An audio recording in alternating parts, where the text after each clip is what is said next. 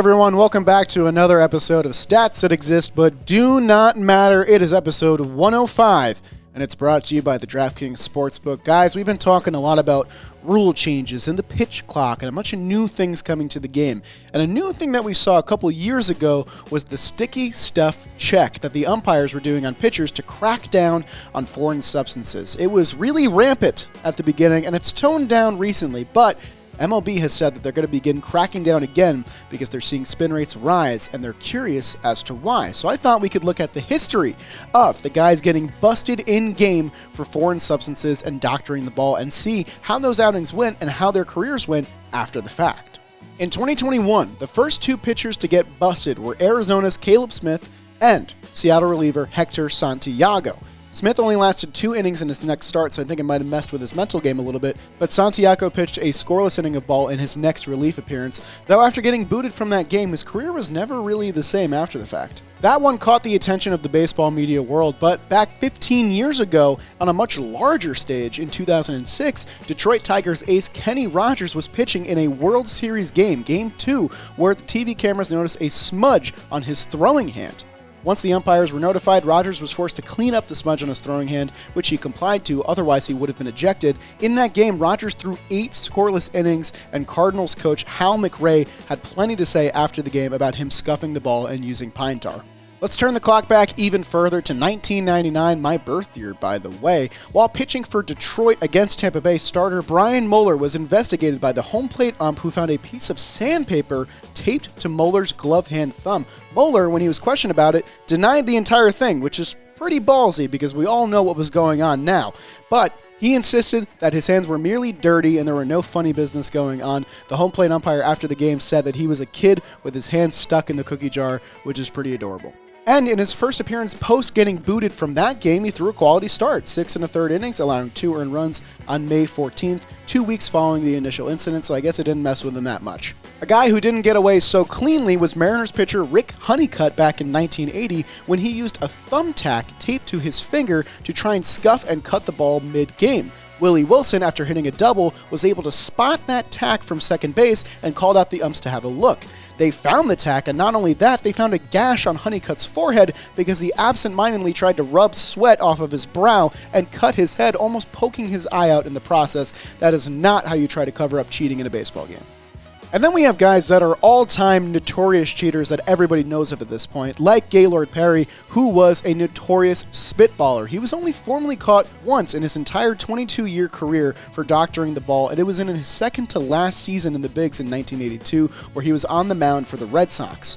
Home plate umpire Dave Phillips said he found a funny substance on the ball in the 5th inning, and when Phillips suspected it of happening again in the 7th inning, Perry was ejected. Perry said in a post-game quote, "I reckon I tried everything on the old apple but salt and pepper and chocolate sauce topping. If you can tell me what that means, I would greatly appreciate it because I just have no idea."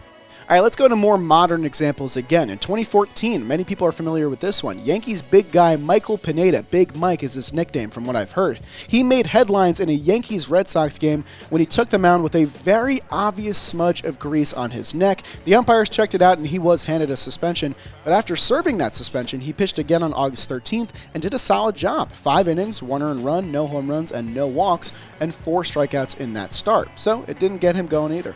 Toward the end of his career, Joe Niekro, the brother of Hall of Famer Phil Niekro, was caught cheating in 1987 while pitching for the Twins. During one of his starts that season, he tried to quickly get rid of a piece of sandpaper and an emery board when asked by an umpire to empty his pockets, and you can see the panic settling in for him as he's going through that process.